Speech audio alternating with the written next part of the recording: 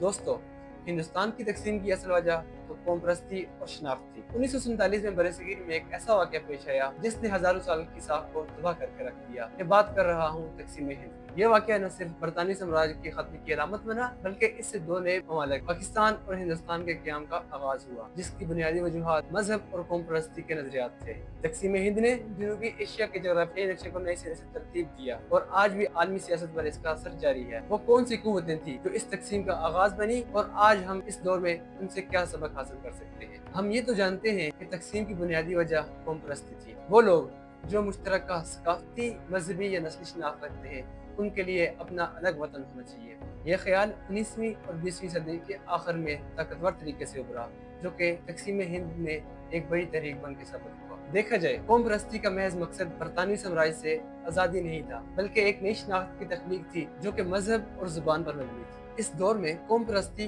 मजहबी शनाख्तों से इस कदर जुड़ चुकी थी कि हिंदू मुस्लिम तफरीक का अहम मौजू बन गई। ऑल इंडिया मुस्लिम लीग, जिसकी क़यादत मोहम्मद अली जिन्नाह कर रहे थे, ये जमात मुसलमानों के लिए एक अलग मुल्क के क़याम की हामी थी, जो कि आखिरकार पाकिस्तान के क़याम का सबब बनी। मोहम्मद अली जिन्नाह की 1940 की मशहूर तकरीर, जिसमें उन्होंने मुसलमानों के लिए एक अलग वतन का मुतालबा किया, इस तकरीर में मजहबी कौम परस्ती की झलक नजर आती है। तकरीर में उन्होंने कहा, हिंदू और मुस्लिम दो मुख्तलिफ मजहब, रस्म रवाज और अदबी रवायात से ताल्लुक रखते हैं। ये न आपस में शादी करते हैं और न खाते पीते हैं, और हकीकत में ये दो मुख्तलिफ तहजीबें हैं। तकसीम हिंद का असर सिर्फ वक्ती नहीं था। अगर आज हम पाकिस्तान और हिंदुस्तान को उठा के देखें तो तकसीम हिंद का असर आज भी हमें सरहदों पर नजर आता। हिंदू कौम परस्ती भारतीय जनता पार्टी के सियासी एजेंडे का मरकज बन चुकी है।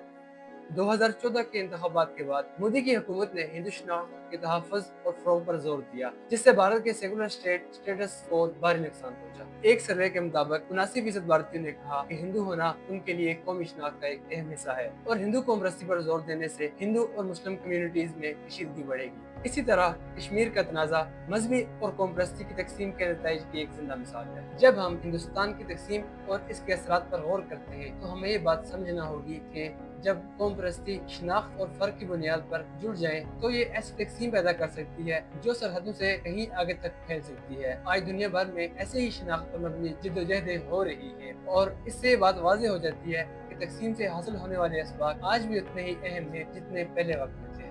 हमें ये सवाल खुद से पूछना होगा, क्या हम माजी से सीखते हुए शनाख्त की सियासत की बुनियाद पर माशरती और सियासी वहदत के रास्ते तलाश कर सकते हैं? दूसरा सवाल ये है कि क्या हम ये यकीन दहानी कर सकते हैं कि कौम परस्ती की कोशिशें अमन और यकजहती की कीमत पर नहीं होंगी? इन सवालात के जवाबात ही वो सिमत होंगे जो आने वाली कौमों को दुनिया के नक्शे पर लाएंगे। हमें अपनी कीमती राय से जरूर आगाह करें और हमारे चैनल जियोपॉलिटिक्स को सब्सक्राइब करें और शेयर करें।